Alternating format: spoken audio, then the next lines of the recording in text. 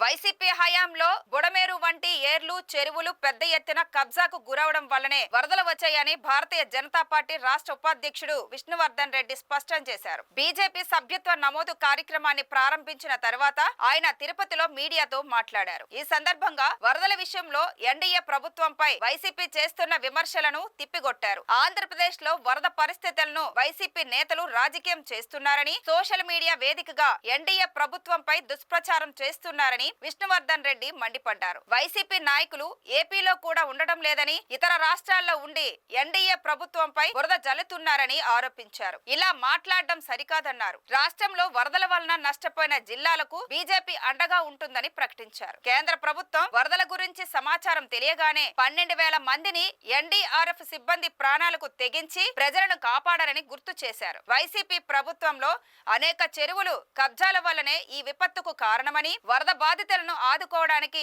కేంద్ర ప్రభుత్వం సిద్ధంగా ఉందని తెలిపారు. ప్రతి జిల్లాలో కూడా పార్లమెంటు పరిధిలో 4 లక్షల సభ్యత్వాన్ని చేయాలనే లక్ష్యాన్ని పెట్టుకోవడం జరిగింది. ఆంధ్రప్రదేశ్లో యువకులకు, మేధావులకు,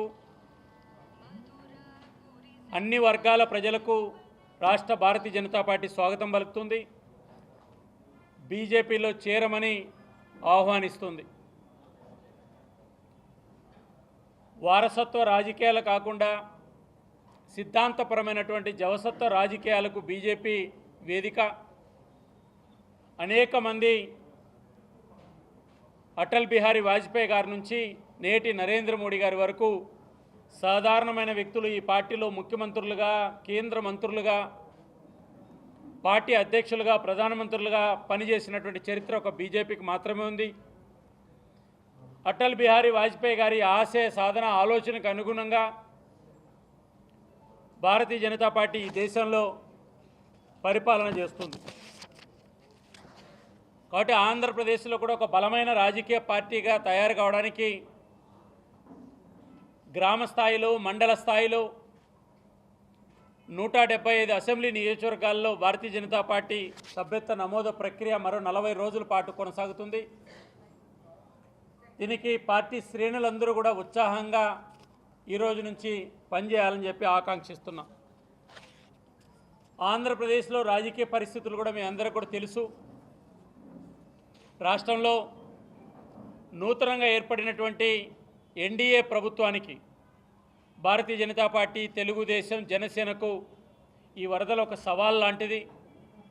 ఖచ్చితంగా ప్రజల పక్షాన, బాధితుల పక్షాన మా ప్రభుత్వం అండగా ఉంటుంది. సమస్యల పరిష్కారానికి ఖచ్చితంగా చేయూతనిస్తామని చెప్పి తెలియజేస్తున్నా.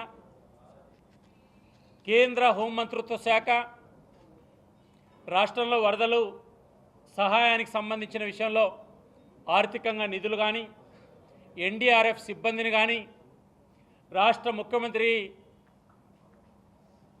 ఎప్పటికప్పుడు కేంద్రం అనేక విషయాల్లో మాట్లాడుతుంది. భారత ప్రధానమంత్రి సైతం ప్రతిరోజు కూడా ఆంధ్రప్రదేశ్ సంబంధించిన వరదల మీద సమీక్ష చేస్తున్నారు.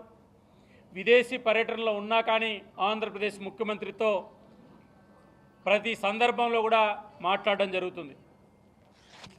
అయితే ఇది దురదృష్టకరమైనటువంటి ఒక విపత్తు. ప్రకృతి ఇచ్చేటువంటి ఒక విపత్తులను తట్టుకోవాల్సిన బాధ్యత ప్రభుత్వాలకు, ప్రజలకు కూడా ఉంటుంది.